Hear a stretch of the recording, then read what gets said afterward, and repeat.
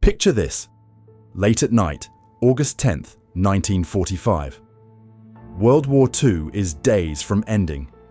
In a Pentagon office, two colonels are staring at a magazine map.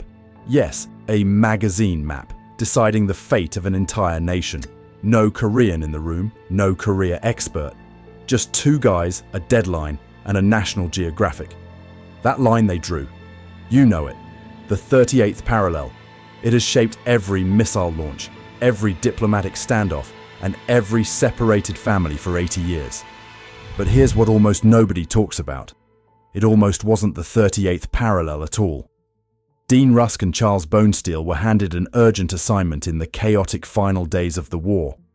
Propose a dividing line separating Soviet and American occupation zones in Korea. They had to pick a line fast. Like, right now fast. Both were Rhodes Scholars. Rusk would later serve as Secretary of State, but neither knew much about Korea. They weren't cartographers.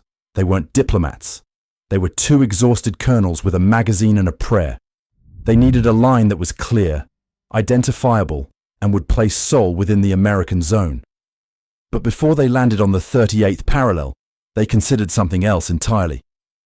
Rusk later confided they had seriously considered drawing the line between Pyongyang and Wonsan, further north, but their map's limitations made that impossible.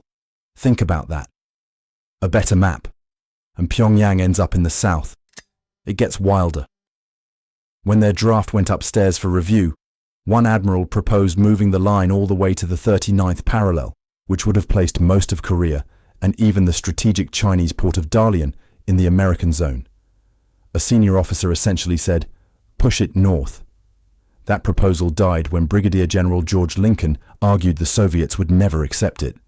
So the 38th, it stayed. And surprisingly, the Soviets agreed almost immediately. Possibly because Japan had once offered to split Korea with Tsarist Russia along that very same line.